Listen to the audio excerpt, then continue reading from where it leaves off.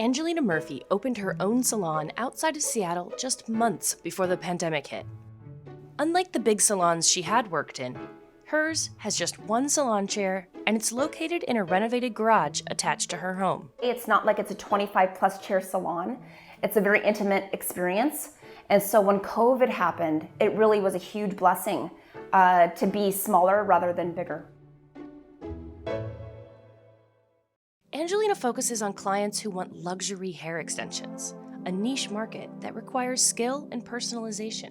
I specialize in women who suffer from thinning hair of all sorts, women who suffer from chemotherapy, radiation. They're suffering from that ongoing conundrum that the hair just won't grow past a certain point. So we solve that problem with luxury methods that are the most natural. Since opening, Angelina has brought in almost $200,000 in revenue, and she's paid off nearly $100,000 in debt that she used to build the business. But becoming an entrepreneur wasn't a natural move for her.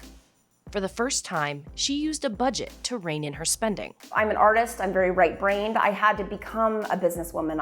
I am not naturally organized. I am not naturally good at money.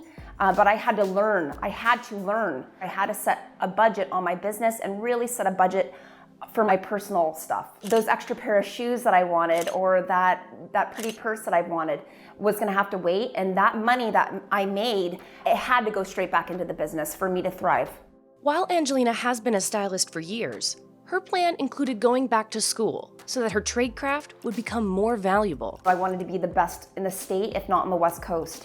So training and really learning my craft and honing in on my skills, I knew that was going to be the number one thing I had to do.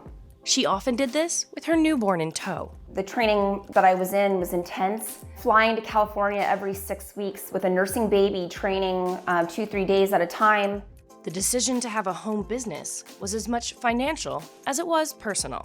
I live 45 minutes to an hour from Seattle and from Bellevue. And Bellevue is more or less the Beverly Hills of Washington. I knew that spending a $5,000 a month lease on a lease in the city, commuting, I'm a mother of two, commuting over an hour each way, everything added up. All the commute is gone. You know, I'm done working, I'm right there for them. If something's wrong, I'm there. And so working from home was the dream. And then it came into reality. My husband's a builder, and he said, listen, I'll build it for you.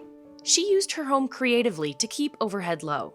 Now, without a visible storefront, she uses social media to attract her clients.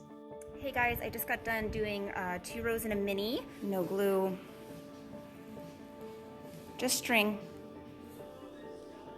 But even with more revenue coming in, she's maintaining a tight focus. Even though I have a good amount of hair, even though I have a good amount of product, even though my business is rolling, I still have a budget. If I was making $15,000 or $20,000, I knew that half of that money had to go straight back to hair, right? And a lot of stylists wouldn't do that. One day, Angelina may own a salon that isn't attached to her house.